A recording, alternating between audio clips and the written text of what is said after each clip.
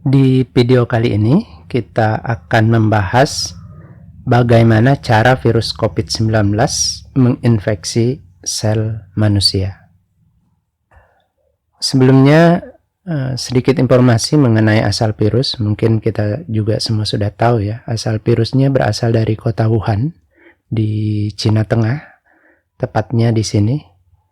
Nah, dari kota inilah virus menyebar ke seluruh dunia, termasuk ke Indonesia, dan akibatnya sudah kita lihat bersama ya, di mana banyak orang jatuh sakit dan bahkan banyak yang meninggal dunia, termasuk di Indonesia. Sekarang kita membahas bagaimana sih virus ini bisa menginvasi atau merusak sel dari manusia. Jadi langkah pertama dari virus ini adalah melakukan penempelan. Nah, misalkan ini virusnya ya, dan ini sel manusia. Nah, virus ini supaya dapat menginvasi sel manusia itu harus bisa menempel dulu. Menempel di mana? Nah, ini ada tonjolan-tonjolan di luar sel.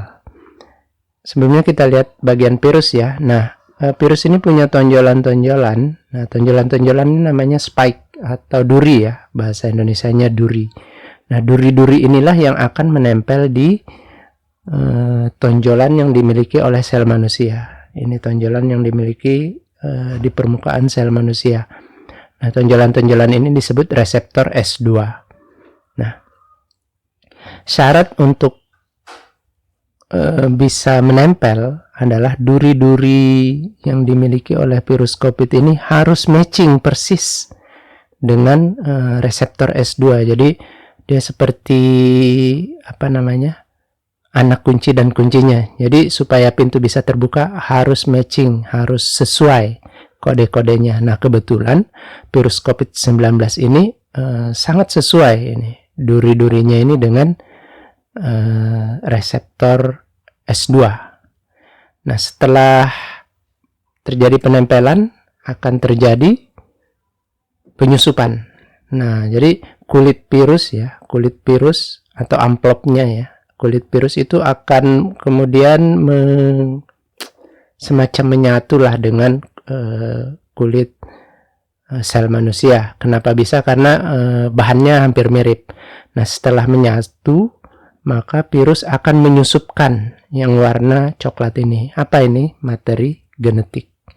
Nah, materi genetik ini berisi kode-kode tertentu. Jadi, kalau manusia materi genetiknya kan DNA ya, DNA, deoksiribonucleic acid. Kalau virus itu RNA, ribonucleic acid. Virus corona maksudnya. Karena ada virus lain yang DNA juga seperti manusia.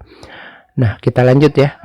Materi genetik ini kemudian disusupkan masuk ke dalam sel manusia. Nah, apa yang terjadi kemudian? Materi genetik ini akan mengambil alih kendali berbagai macam proses yang ada di dalam sel manusia. Jadi ini ada perangkat-perangkat di dalam sel ya, ada berbagai macam fungsinya, itu diambil alih oleh bahan genetik virus ini, RNA virus COVID ini diambil alih prosesnya. Nah, setelah diambil alih, itu akan terjadi produksi virus baru. Jadi tujuan dari pengambil alihan adalah untuk mengalihkan tujuan dari sel manusia ini bisa bertahan hidup menjadi memproduksi sel-sel, memproduksi virus-virus baru.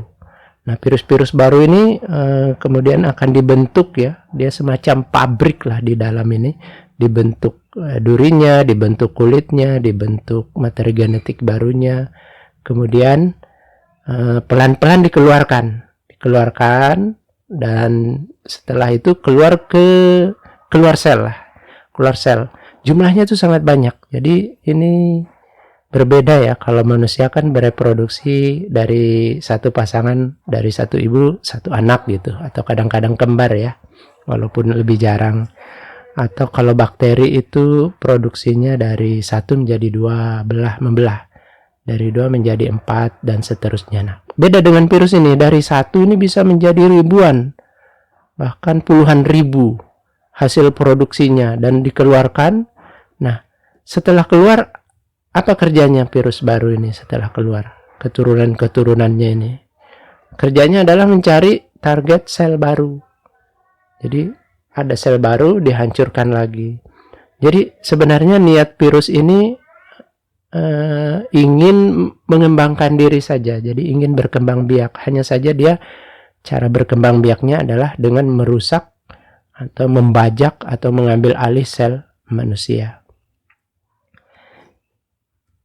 Oke, demikian sekilas ya tentang bagaimana sistem virus COVID-19 atau COVID-19 membajak sel manusia dan merusaknya. Semoga bermanfaat, semoga lebih mencerahkan. Terima kasih. Yang belum subscribe silahkan subscribe.